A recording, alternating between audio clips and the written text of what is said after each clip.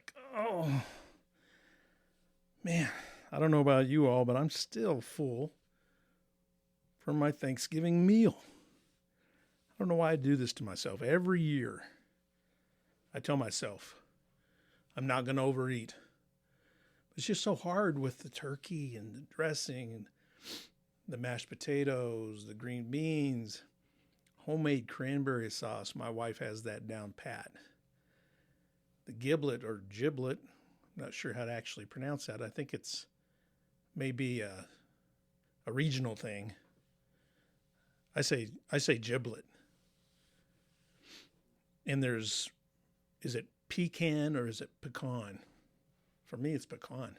But oh man, I don't think I'll eat for the next 24 hours.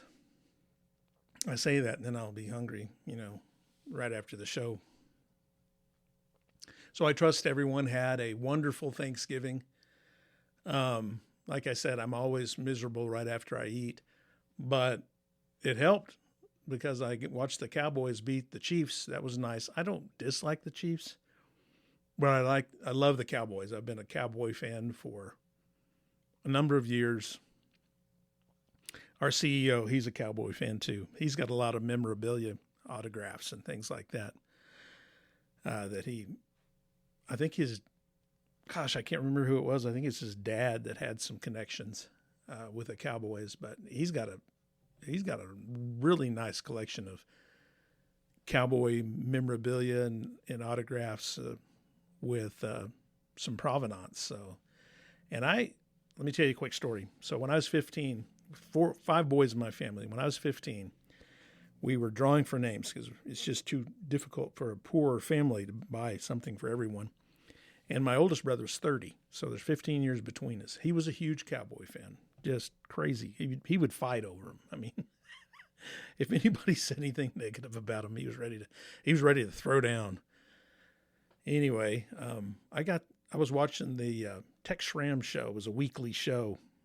They had a tabloid magazine also called the Dallas Cowboy Weekly, but it was also a show. Tex Schramm was the host. He was the general manager. I wish we had him back. We sure need him right now. But he was the actual general manager of the Cowboys, along with Tom Landry being the head coach. But at the end of every show, he would do, well, they did a highlight of a cheerleader, so that's probably why I was watching. I was a 15-year-old young man. Who's not going to want to watch one of the Cowboy cheerleaders highlights? But he would do, at the end of the show, he would say, if you have any questions for me or, the Cowboy staff, just drop us a line. And then there was no email in those days or texting available. We're talking about 1980. And he'd give the address. So he had to, if you wanted your question answered, you had to handwrite the question and send it into their physical or mailing address. And I got the wild idea of buying a football, an NFL football, and I bought one, leather, just almost like the ones I use in the game, made by Wilson. I think it's called the Duke. And I bought it at Kmart. That's when we still had a Kmart around. And it wasn't cheap. I think it was probably upwards of $30 in 1980. So it was about every penny I had. But I just knew if I could get this ball autographed by as many Cowboys as possible, it would make my brother's life, at least his Christmas. So I did, and I sent it off, wrote a nice little letter to Tex Schramm. In about 2 weeks, I got a little pink slip in the mail and said, hey, you've got a package you need to come pick up. So I went down to our main post office, walked in, and the guy behind the counter says, I said, Tommy Moore, was going by Tommy at the time, and he says, what would you be getting from the Dallas Cowboys? And I said, I think it's a football autographed. He goes, are you kidding me? Can we open it here? Turns out he was a big Cowboy fan. So we opened it. And lo and behold, there were 22 autographs on that ball using the Sharpie that I sent in with it. And there was a little booklet on the rules of NFL. And there was a game day program. It just happened to be Thanksgiving Day. I think they played Washington in 1980. But but that was a game day program anyway. It was right around Thanksgiving. And it had a little kind of an annual that had all the stats of all the players. It was a separate booklet, probably 5 by 7.5 inches or something like that, a quarter of an inch thick. But it had all the players. Off the top of my head, let me just name some of these guys. Oh, the Doomsday 2 defense, they were all on there. Bob Brunig, small linebacker but good. He was number 53. Big John Dutton, Harvey Martin, Ed Too Tall Jones,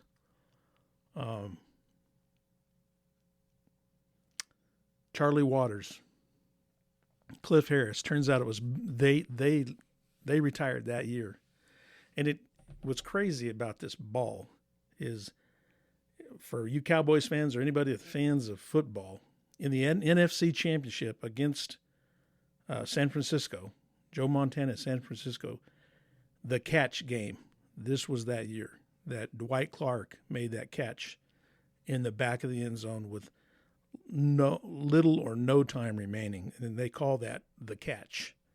Since then, unfortunately, Dwight Clark has passed, as have a couple of the Cowboys that are on there, including Harvey Martin.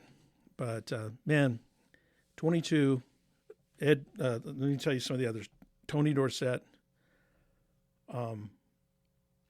Tony Hill, Howard Richards. Of course, this is all from memory. I can't remember all of them, but Tom Landry, the coach. I mean, and then all the provenance that went with it. All this, he sent some, Tex Schramm sent some bumper stickers. Of course, I kept those. And then there was a page of stickers like cowboy stars and helmets and things like that. I kept all those. My brother wasn't about to get those, but I'd never seen this brother cry before. And he's a tough guy. And he has since passed. He died at a very young age of cancer at 54. But we kept the football in the family. It went to my next brother in line. He's a big Cowboys fan. Still has it to this day. But it was so moving to watch my brother open that and realize what it actually was. It was all worth it. Well, I'll get off that, and I hope you survived Black Friday. Surely none of you got trampled or beat down over the latest, greatest kids' toys. That's always fun to watch, people rushing in. And I mean, it really has to be a big deal for me to get up, at 4 a.m., be at the store by 5 a.m. It better be they better be giving it away. And surely none of you did any of the beating on your own. Not my listeners. So we are in the season. We are officially in the Christmas season now that Thanksgiving's behind us, and we had Black Friday, and then today is Small Business Saturday. So I hope you're taking advantage of that. Listen to the show first, and then get out and go support local business. I'm telling you what, folks, if we don't start supporting brick and mortar stores, they're going to go away, and then we're going to wish we had.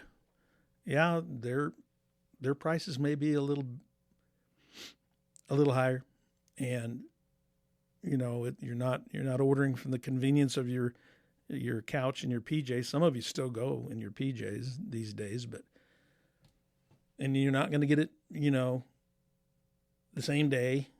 Well, you might get it the same day. You may have to order it from a small business, and it might take 4 or 5, days up to a week. But I'm telling you, that company that everybody knows, that everybody orders from, and I'm guilty of it myself on a few things.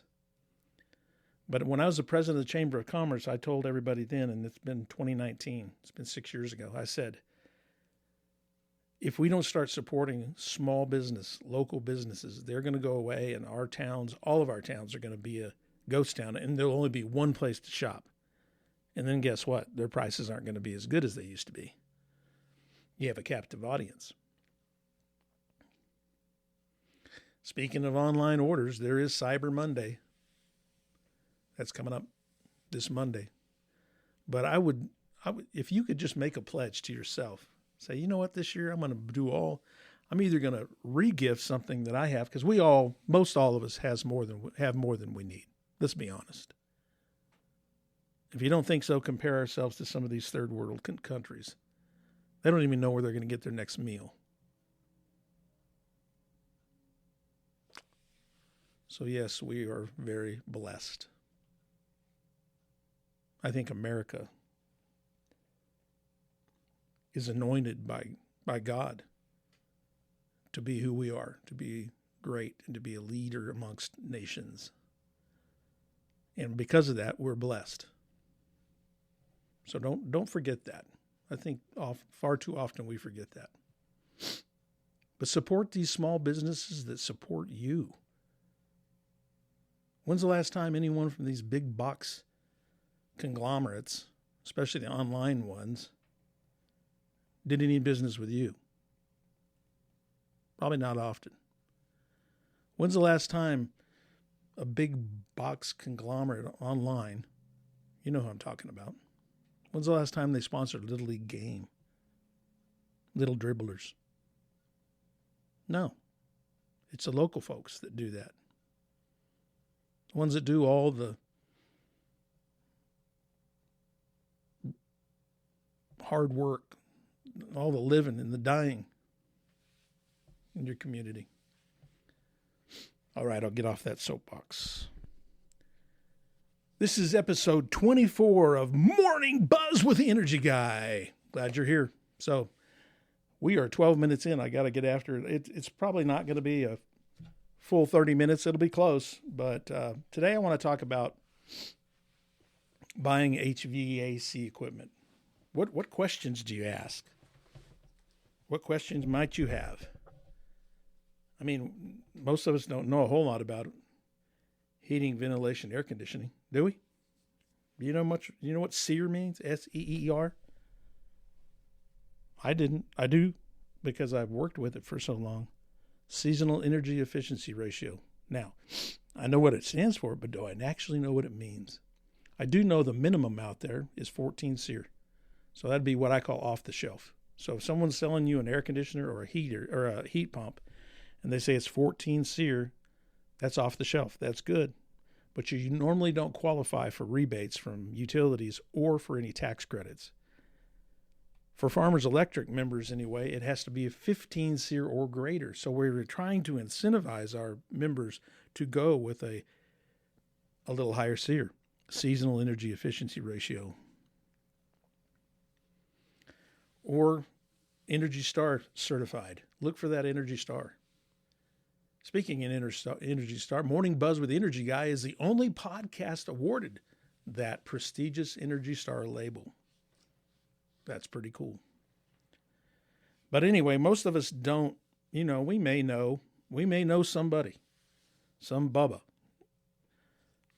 that happens to know a little bit or thinks he knows a little bit about HVAC. Leave it to the professionals, folks. That's my first piece of advice. So when replacing your HVAC system, asking the right question ensures you select the best equipment and the best contractor for your home and budget. Key questions cover the necessity of a replacement, system specification, cost, and contractor qualifications. So on your equipment and your home, what size of unit do you need? Sometimes you think, I just get a bigger one. The big one, that's the best one. Bigger is not always best. What's best is the proper sized unit. The contractor should perform a load calculation using industry standard methods. We call that a manual J, to determine the ideal size based on factors like square footage of your homes. But that's not the only factor. Some Bubba engineers out there say, 1,500 square feet, 1 ton for each 500 square feet. So 500 into 1,500, that's 3. Yeah, you need a 3-ton unit. Yep, no questions asked. Or they'll even go, but man, it's better to go with a 4-ton, bigger unit. It's gonna do much better for you. Wrong. Other things to consider as part of the load calculation or manual J: square footage, we mentioned that. Insulation, windows, Home orientation. So is it south facing? Do you have a lot of south facing windows? That all goes into the calculation.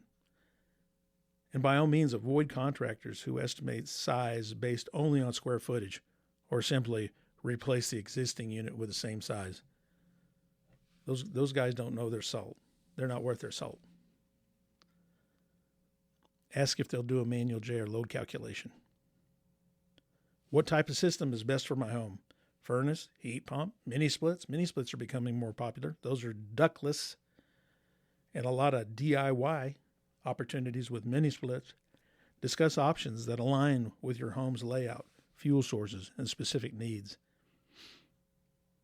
Now, you may think I work for an electric company. I'm going to say you need to buy electric heat and you need to buy a heat pump and go all electric. Well, I'm not going to lie to you.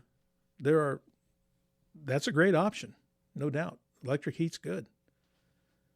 But if you already have gas available to your home, natural gas, right now it's cheaper than electricity on heating. And it's hard to beat the gas furnace. You know, I'm going to say it. I'm going to tell it like it is. Sometimes when that electric heat comes on, especially if it's in heat pump mode, it blows a little cool air to begin with. So you don't want to be directly under a register. If you're directly under a register with gas heat, it feels pretty good. It feels pretty cozy. Now, electric heat will get you that ambient desired temperature. It may take a little longer, but you can do it through the heat pump process. But I'm not going to say, hey, because I work for an electric company, and you're going to run out and get a heat pump so that it'll heat, 75% of the time in our climate. I want you to do what's best for you. That's part of why that's the cooperative difference. We care about each individual member. What energy efficiency ratings should I look for? SEER was one I mentioned, Seasonal Energy Efficiency Ratio. AFUE, HSPF, those are a couple to look for. Higher ratings indicate better efficiency and potential long-term savings on utility bills. Ask about options that are Energy Star certified. A SEER 15, which is 1 point above the minimum standard of 14, at Farmers Electric anyway, gets you a $500 cashback rebate. That's on a heat pump. We're trying to incentivize people to go with a heat pump because we're an electric company. Mini splits, they're all electric. They don't run off gas or propane. But we have a rebate for those as well, $125 a ton with a $500 cap. If you have any questions, give me a call, 575-762-4466, 762-4466. Ask for the Energy Guy. Do I need additional ductwork or repairs? Have the existing ductwork inspected, as leaky or damaged ducts can compromise the new system's efficiency. What type of refrigerant does the unit use? Ensure the system uses environmentally friendly refrigerant that complies with current regulations, such as R410A. Now, R410A it's on its way out, although there's new systems still out there. So it'll be available for a while, the R410A. But it's being replaced with either R454B, R454B, or R32. Each of those will be phasing in over the next year or so. But again, R410A is going to be available for a long time now. It may go up in price, so if you have a system that needs to be charged, that refrigerant is probably going to be a little bit more. Are there smart features or zoning options available? Modern systems offer features like smart thermostats and zoning systems, which can improve comfort and energy efficiency by controlling different areas independently. I've been pushing zonal heating for a long time. So I'm glad that these smarter, newer units have a lot of this built in. What we used to do, I didn't, but other people do, and I preach against it, is if we weren't using the room much, we would shut the register and close the door. Well, then let's go back to what I said, properly sized units. What that does is because you don't have the return air. I mean, you're cutting out, say, a bedroom that you don't use, or an office, 14 by 14, whatever, 15 by 15, whatever that size is. You're taking that away from fresh air return. And it basically is choking your system. It'll start to short cycle, causing you to be uncomfortable and causing you to have wearing out your equipment and causing you to have higher electric bills or higher gas bills, whatever the case may be. Because most homes don't have a return air in each room. If you did, you could shut the door. It won't matter at that point. You could, because it's going to get the return air that it needs. We also, for any retrofits, we have a $75 rebate on smart thermostats. So if you are a member of Farmers Electric and you're looking at changing out your thermostat, we will pay a $75 cashback rebate. On cost and financials, what is the total cost including installation? Request a detailed itemized quote in writing that covers the unit, labor, and any necessary modifications or permits. I'm going to speed up just a little bit. Are there any rebates, incentives, tax credits available? Inquire about federal tax. Now, federal taxes, I think, are going to run out at the end of this year. Under the Inflation Reduction Act, under President Biden, those were going to go through 2032. But under the Big Beautiful Bill, that has changed. And most of those run out at the end of December. So if you get your unit changed out before the end of December 31st, 2025, you will probably still qualify. Local utility programs offset the initial cost through rebates, and we're one of those. We've already talked about that. Ask the contractor if they offer financing options. Ask about payment schedules and available financing plans, including potential 0% financing options. Some do that. I wouldn't ask for that until after they've given you a quote, because you don't want them to go back and build in interest into your quote. Can you provide a return on investment and lifetime cost analysis? This helps compare the upfront cost of a new system versus the ongoing expenses of repairs and energy bills for an older one. Also, if you got a brand new system but your insulation is inadequate, that's not a good idea. So that'd be a great time to upgrade insulation when you've already been up in the attic, or you ask your HVA system contractor to measure your insulation, give you an idea where you may be on that. Some of them actually do the work. We have a $500 cashback rebate on adding insulation to at least R30. So call us if you have any questions. Check on your contractor and installation. Are they licensed, bonded, insured? Will you ask them if they'll pull necessary permits? What is included in the warranty coverage? Understand the specifics of the manufacturer's warranty and the contractor's labor warranty. A 1-year labor warranty is standard. Can you provide references from previous customers? Hearing about other homeowners' experiences can help build trust in their services and product quality. Check Google reviews. Do they offer maintenance service agreements? How long will the installation take? Get a clear timeline for the project to plan for any disruptions to your daily routine. And there will be disruptions. So it's good to know that. We're 24 and a half minutes after the hour. I'm going to speed up here. I didn't think we had a lot of time. But it turns out, I thought we didn't have a lot of program. Turns out we didn't have a lot of time. Here's some stuff you can do on maintenance. Even the best installer, the most efficient equipment requires routine maintenance. Here are a few things you can do to maintain your HVA system. Inspect the air filter and replace it at least 4 times a year. In our part of the country, probably 6 times a year.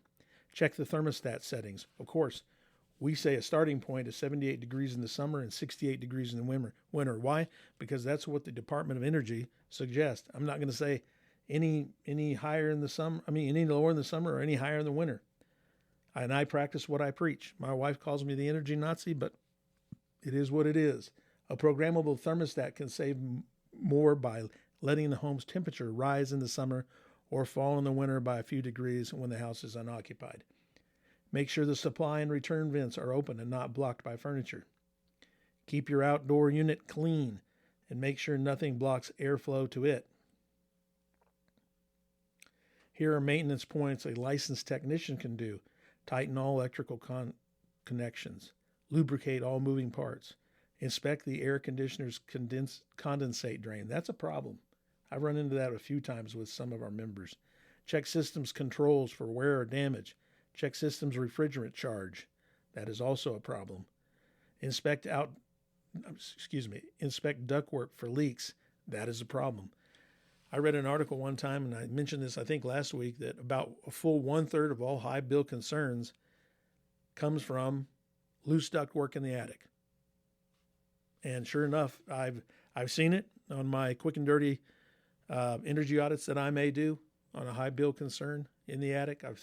You get up there and you see the insulation moving, and you think, there's a draft up here that doesn't need to be up here. And it turns out the ductwork is loose or completely come undone, and you're heating your attic or cooling your attic. That's no good. They can also adjust the blower to provide proper airflow. That's all I have on that. If you have any questions, shoot me a message on our Facebook page, Morning Buzz with the Energy Guy. I'd love to have questions. We had about 3 questions there for a while from anonymous question listeners. I don't know why people want to be anonymous, but maybe they don't want to seem silly or anything like that. But the only silly question is the one that goes unasked. Keep that in mind. We don't expect you. That's why you're listening to the program. You're not an expert necessarily. So ask. Shoot us a message on Messenger. Morning Buzz with the Energy with the Energy Guy on Facebook.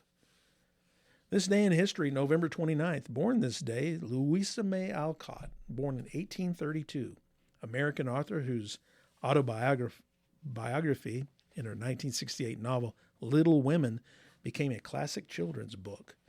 Interesting note, my sister-in-law was named after Louisa May Alcott. Her name was Louisa May Flowers Moore. Also born this day, C.S. Lewis, 1898. Irish-born author, known for his books about faith. One of them was Mere Christianity, and the beloved fantasy series, The Chronicles of Narnia, which were turned into a series of movies. Born in 1898, died in 1963. This day in history, November 29th, 1942, coffee rationing begins. Coffee joins the list of items rationed in the United States. Despite record coffee production in Latin American countries, the growing demand for the bean from both military and civilian sources and the demands placed on shipping, which was needed for other purposes, required the limiting and its availability. So for all those, can you imagine limiting coffee now with all they didn't have Starbucks in 1942 or Seven Brew or any of these local places. Yeah. I think coffee is probably more popular. I'd like to know how much coffee was sold in 2025 versus 1942. November 29th, 1972, Pong, P-O-N-G, game released. Pong, I don't know if I remember it. I was a young boy, and I was standing at the counter at Walgreens drugstore. And I was watching, they had a TV set up, a little black and white TV set up, small screen, probably, 13 inches diagonal measurement. One, with the rabbit ears. But anyway, Pong was on, and it's just, it was so simple. It was like a game of tennis or ping pong. I guess that's where it got the name Pong. This groundbreaking electronic video game was released by the American game manufacturer Atari Incorporated, essentially launching what is now the $200 billion home video game industry. Like I tell these kids when I'm talking to the young kids about electricity and electric safety, and I ask them about climbing trees and flying kites, and they all look at me real puzzled. And so I'm really trying to encourage them to put down the game consoles and the tablets and the phones and get outside and enjoy life. Drink out of a garden hose. Ride your bicycle around the neighborhood. Those kind of things. Play Red Rover. Anyway, Oh, speaking of flying kites, for our annual meeting, which is the last Saturday in April, I think it's the 26th, of 2026.